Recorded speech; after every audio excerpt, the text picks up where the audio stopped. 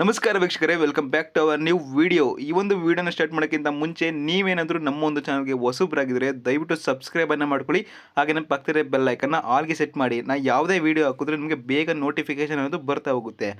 ವೀಕ್ಷಕರೇ, ನೀವು ಈಗಾಗಲೇ ತಮಿಳಲ್ಲಿ ನೋಡೇ ಇರ್ತೀರಾ, ಇಬ್ಬರು ಮನೆಗೆ ಹೋಗ್ತಾರೆ ಅಂತ ನಾನು ತಮಿಳಲ್ಲಿ ಹಾಕಿದ್ದೀನಿ. ಹೌದು, ನೀವೆಲ್ಲ ನೋಡೇ ಇರ್ತೀರಾ. ಹಲವಾರು ಸೋಷಿಯಲ್ ಮೀಡಿಯಾಗಳಾಗಿರ್ಬೋದು, ಹಲವಾರು ನ್ಯೂಸ್ ಪ್ಲಾಟ್ಫಾರ್ಮ್ ಆಗಿರ್ಬೋದು, ಎಲ್ಲದರಲ್ಲೂ ಕೂಡ ಬಿಗ್ ಬಾಸ್ ಮನೆಯಿಂದ ಈ ಒಂದು ವಾರ ಇಬ್ಬರು ಎಲಿಮಿನೇಟ್ ಆಗ್ತಾ ಇದ್ದಾರೆ ಅಂತ.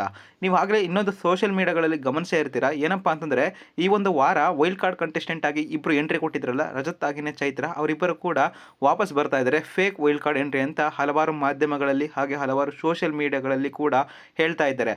ಆದರೆ ನಿಜವಾದ ಟ್ವಿಸ್ಟ್ ಏನಪ್ಪ ಅಂದರೆ, ಇವತ್ತು ರಕ್ಷಿತಾ ಹಾಗೆಯೇ ಧ್ರುವಂತ ಅವ್ರನ್ನ ಸೀಕ್ರೆಟ್ ರೂಮಲ್ಲಿ ಇಟ್ಟಿದ್ದಾರೆ ಅಷ್ಟೇ.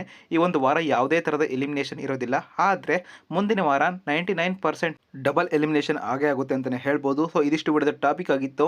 ನಿಮ್ಗೇನಾದರೂ ವಿಡಿಯೋ ಇಷ್ಟ ಆಗಿದ್ರೆ ದಯವಿಟ್ಟು ಸಬ್ಸ್ಕ್ರೈಬನ್ನು ಮಾಡ್ಕೊಳ್ಳಿ. ಮತ್ತೆ ಸಿಗೋಣ ಮುಂದಿನ ವಿಡಿಯೋದಲ್ಲಿ.